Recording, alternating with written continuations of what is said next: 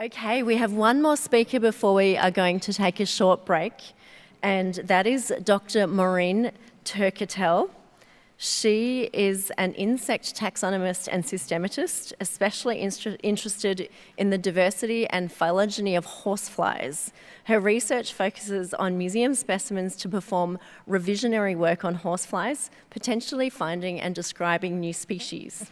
In addition to research, she currently manages the insects, arachnids, and myriapods collection at the Field Museum of Natural History in Chicago, supervising staff on day-to-day curatorial activities and collaborating with other researchers to promote digitisation efforts, collections access, and growth. It is my pleasure to welcome Maureen up to the stage.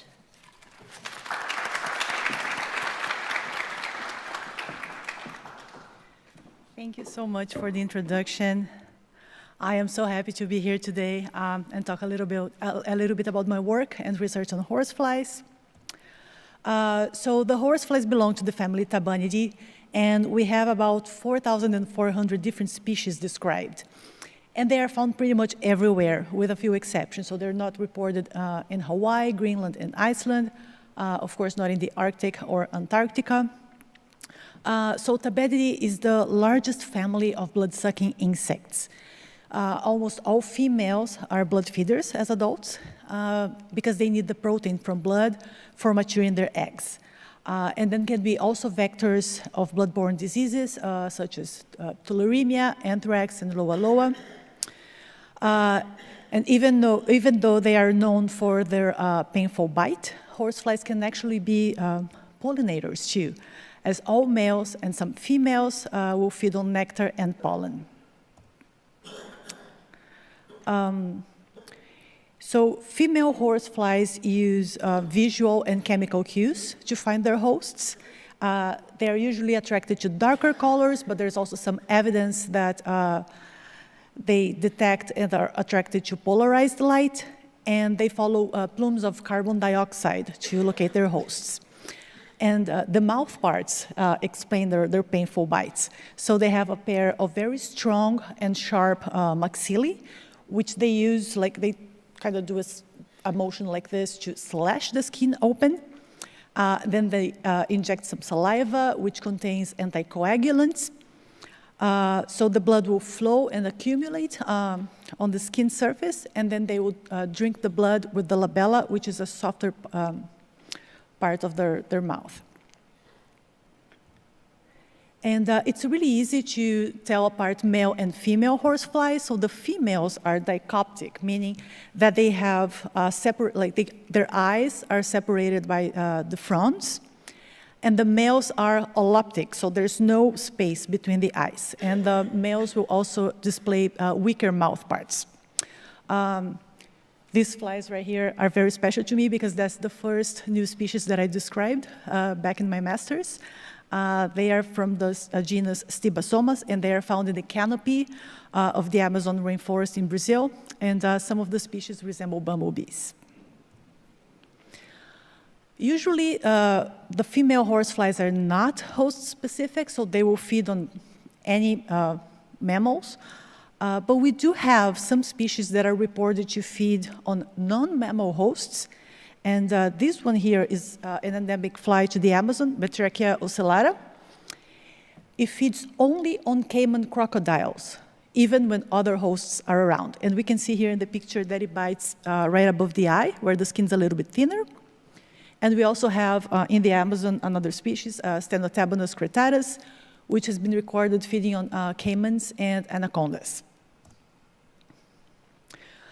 We also have 3 genera of non-blood-feeding horseflies, and this is one of them, Sepsis appendiculata, also from Brazil, and the other 2 are from the eastern coast of Africa.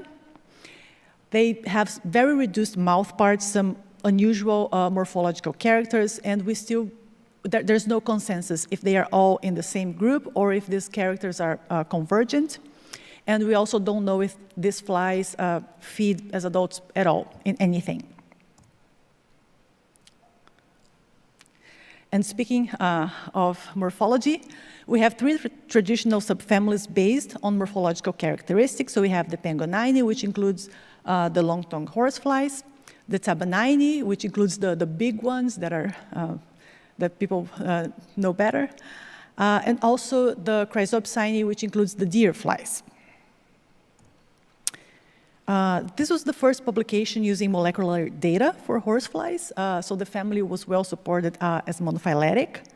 And later we had a more comprehensive paper by Morita and collaborators, which investigated the relationships of subfamilies of horseflies, and it showed that only 2 of the subfamilies were monophyletic, so the pangolini and the tabanini.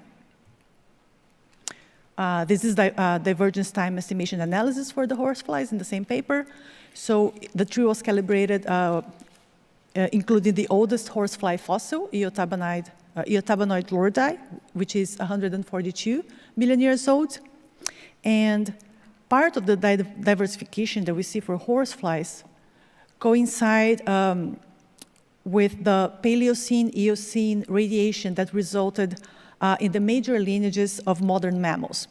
So this might suggest that horseflies switched their host preferences from smaller to large mammals, or even if we're assuming here that they are blood feeding since they first appeared, that they were feeding on perhaps other lineages of vertebrates, which is a behavior that, as I just mentioned, we can still see in some of the modern horseflies.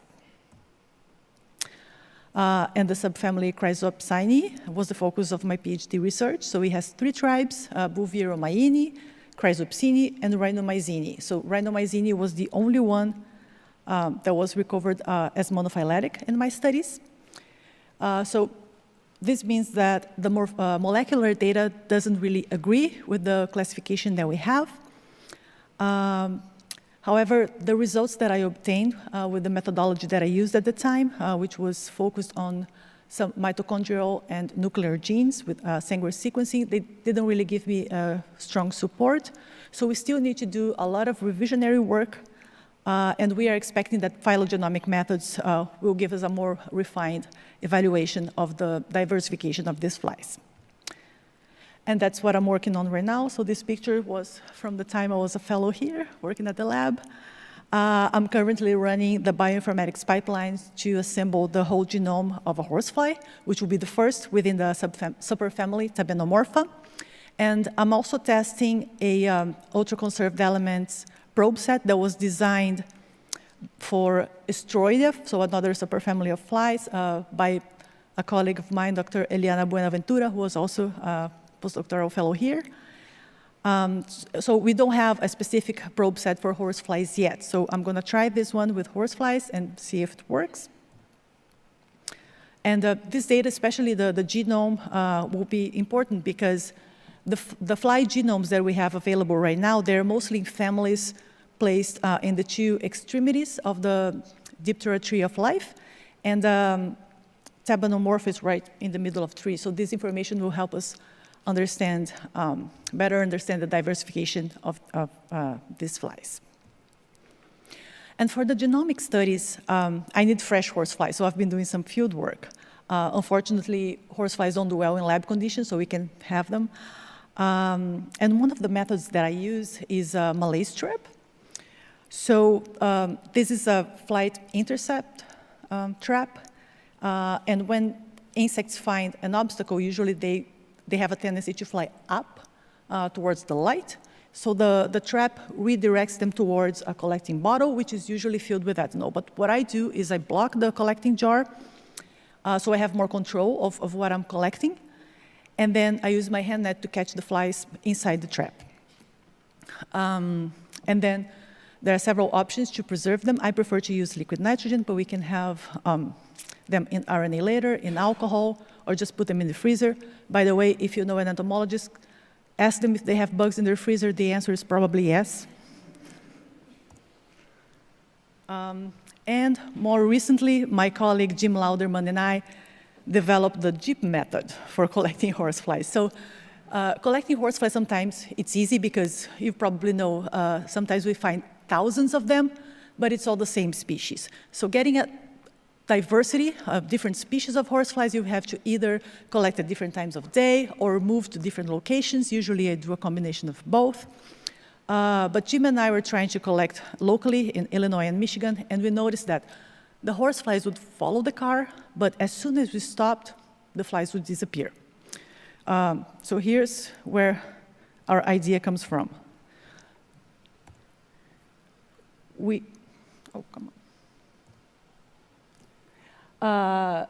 So we decided to try having Jim drive his Jeep very slowly, and I walk behind it with my net. And it was a success. we were collecting so many horseflies. Sometimes we would catch like 2 horseflies in the same sweep. This day, when we filmed this, we were able to collect 7 different species in about 45 minutes.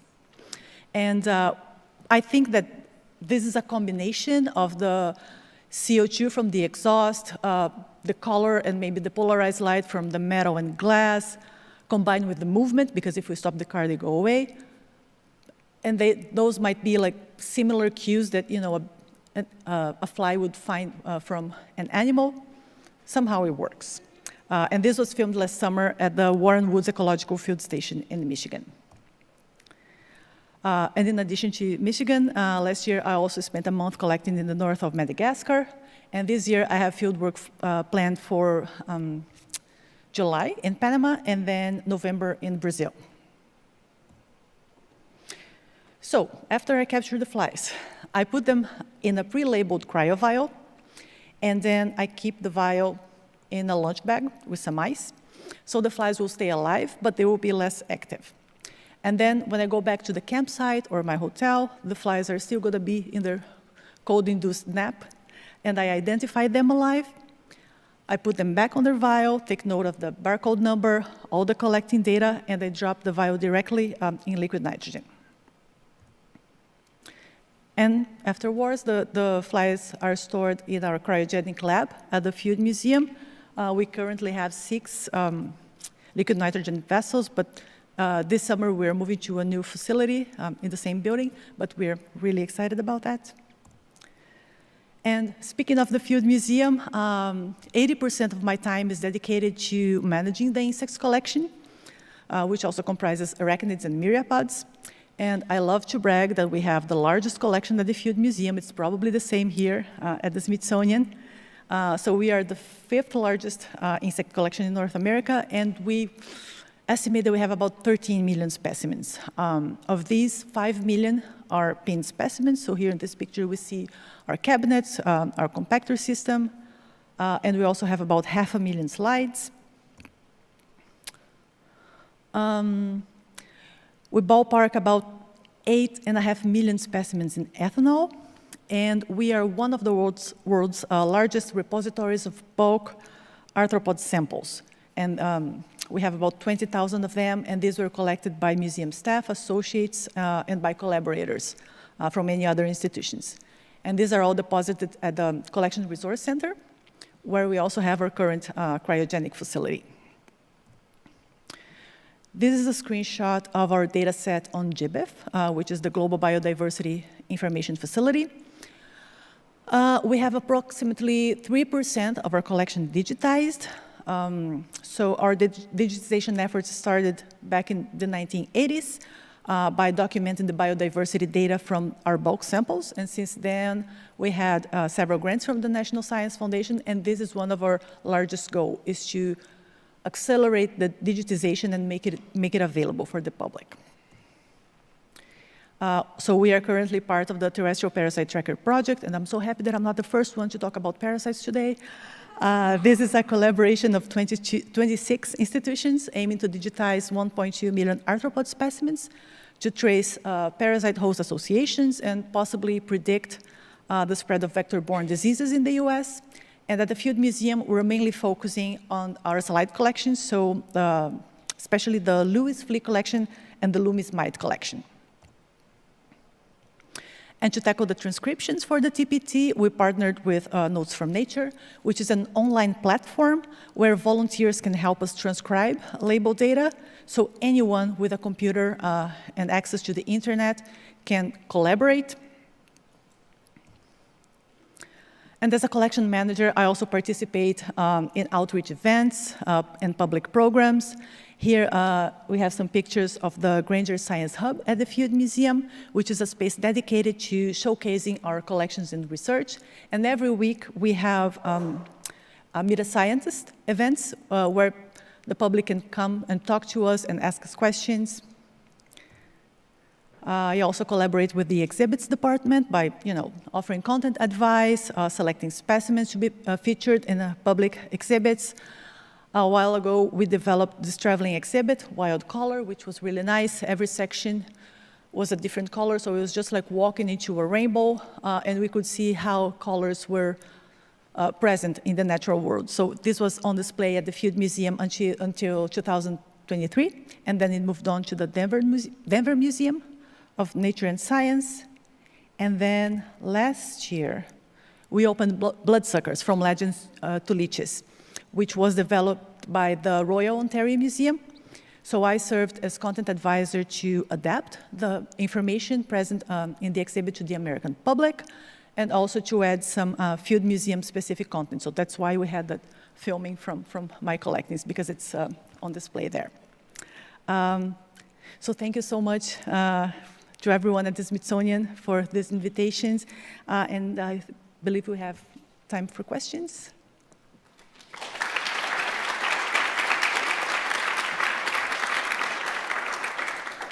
Questions for Maureen?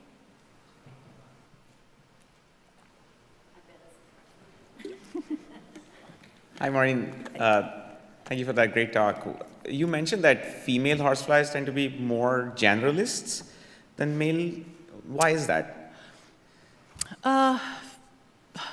We don't know, but they will bite basically any mammal, probably because, as opposed to lice or fleas, they can disperse. But yeah, we don't really have an answer. I guess it's just because it's easier to find resources when you're a generalist. So, yeah.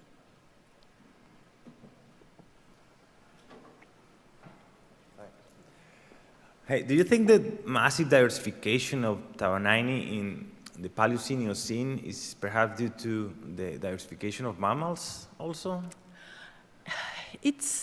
That's a great question. It's possible, but it's also something that we are trying to and struggling a little bit to understand, because it was very rapid and it was very massive. But it's a possibility, yes.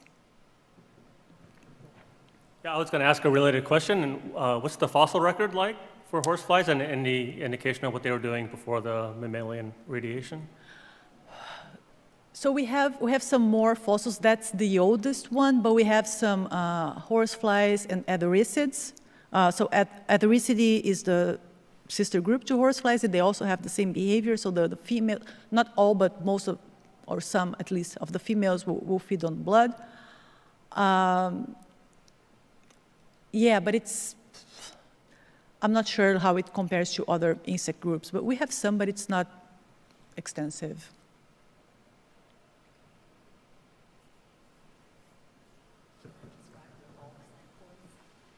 Oh, so the question is to describe what a bulk sample is, and that's a great question. So basically, we have jars in our collection that are from traps, like I showed Malays trap.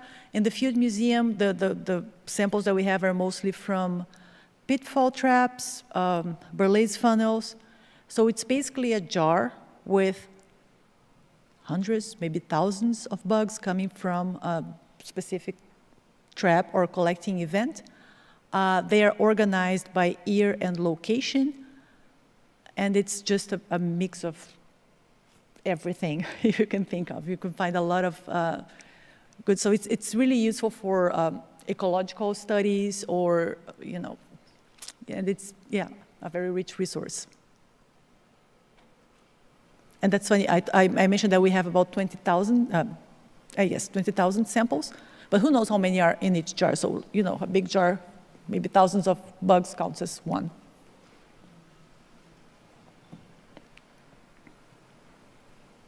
Thank you for your talk. My question is about, I think when you had your slide up with the 2 samples from Madagascar, it said that they were not blood feeding. Are there any that are blood feeding in Madagascar? Oh, okay. Yeah, they're not really in Madagascar, so they're in the eastern coast of South Africa, but not quite in Madagascar. Yes, we have, I'm trying to remember the total number of species of horseflies in Madagascar. We definitely do the blood feeding ones. 75, but I think we have 75 endemic species to Madagascar, and that's why I planned to spend a month collecting there. It was not as productive as I was hoping because I was there right after a cyclone, and we had another one while I was there. Luckily, the region I was at was not affected. But yeah, they have a lot of very weird, just like everything, species of horseflies that are only found there. And are you only ever collecting in the north, or are you going to go lower in the... So traveling was tricky in Madagascar. The roads were really bad, so we had to, I was planning on visiting 4 locations. We ended up visiting only 3 because the roads were impassable. We even got our 4x4 stuck in the mud. Fun times. So it was a little complicated. In one of the locations, it was, we had thousands of them, but it was all the same species. And for the other locations, I feel like maybe it was a little past the season for horseflies, so we were not as lucky, unfortunately. So who knows? I hope to maybe go back.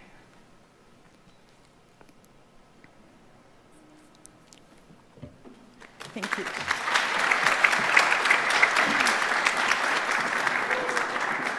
Thank you so much, Maureen, for another fantastic talk. And Maureen was mentored by Torsten Dickau when she was a fellow here.